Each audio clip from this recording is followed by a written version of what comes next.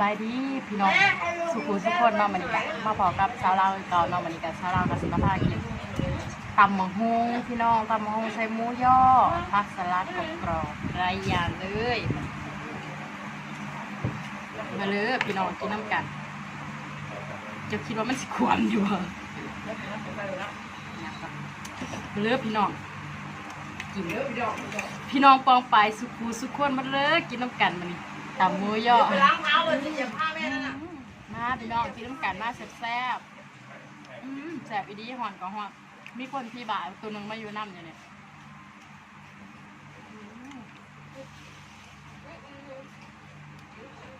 มีพักอันนี้น้ำเนาะพี่น้องมาเลยไก่ทำไมแล้ววะมันนี่ตำมะฮุงแซ่บมีบ่ามาอยู่น้ำ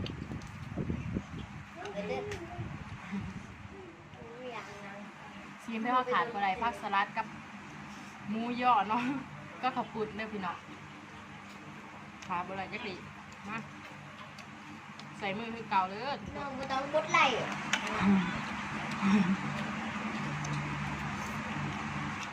สวัสดีมาพี่น้องห่อนกับห่อนมันนี่ตำหุ้งมันนี่ตำหุ้งใส่หมูย่อใส่มือคือเก่า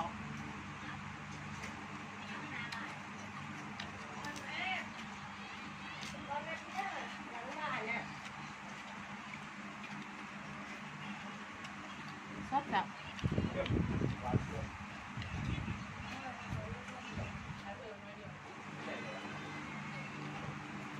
หมูย่อเป็นคนมากินหมูย่อนะทุกคน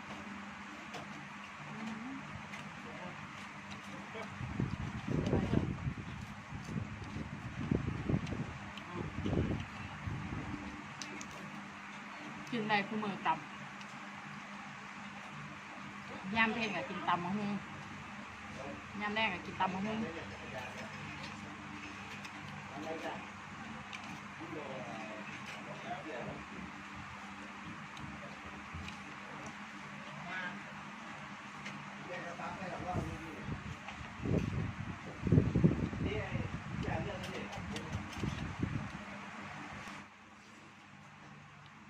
ขนาดใส่พนุ่งบนบันนะช่วงหอนทั้งเฟส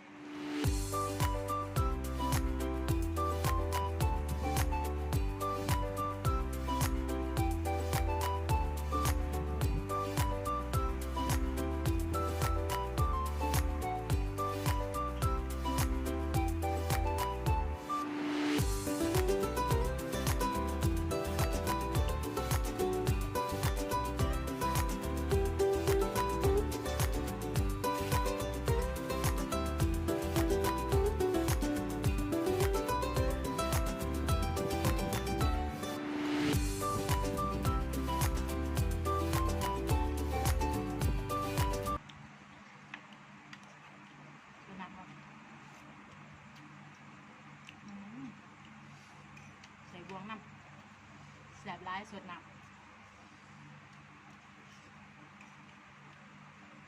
ใส่สรุปไหมอ่ะ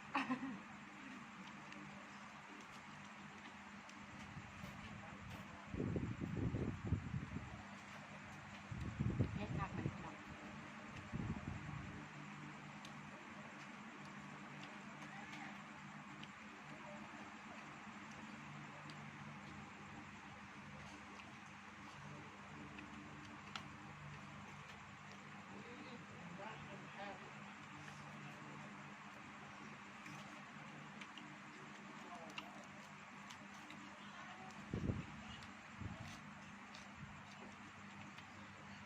จะได้กรอบต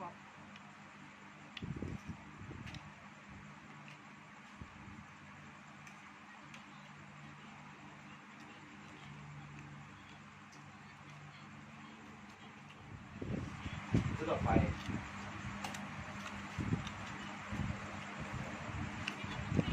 กลับมาให้ไม่ซื้อเดี๋ยวเรากลับเรียน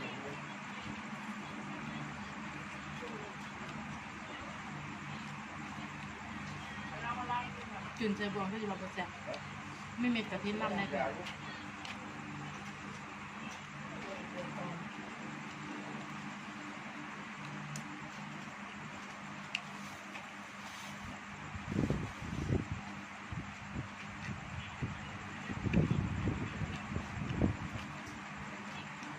ยังบุกได้ทำมาม่าเกาหลีเหมือนกันเนาะ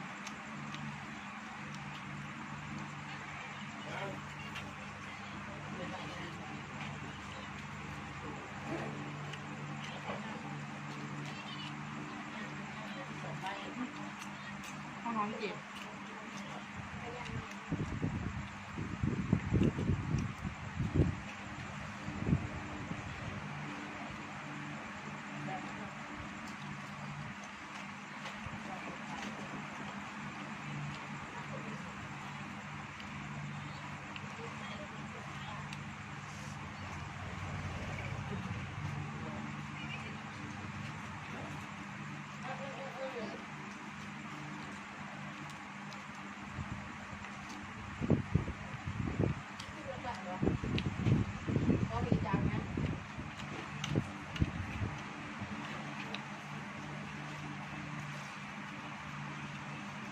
สุดหนังพี่น้องเอ้ยแสบ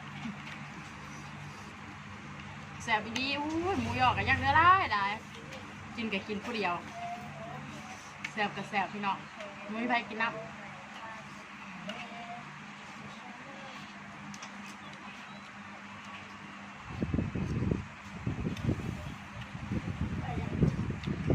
มันนี่สุดยอด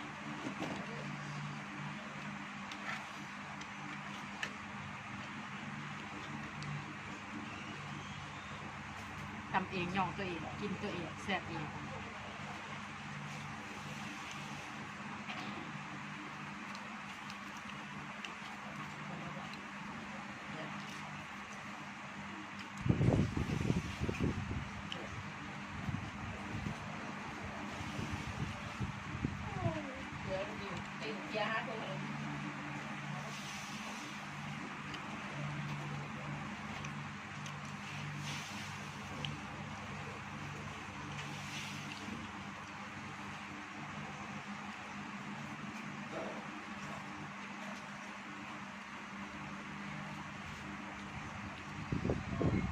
จุ่มน้ำแปลกแซ่บพี่น้อง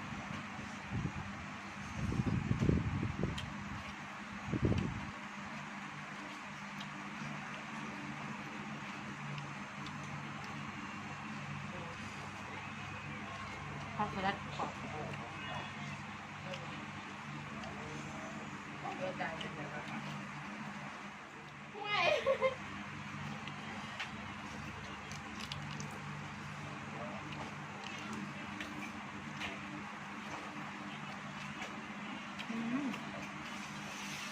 เมื่อจะพี่น้อง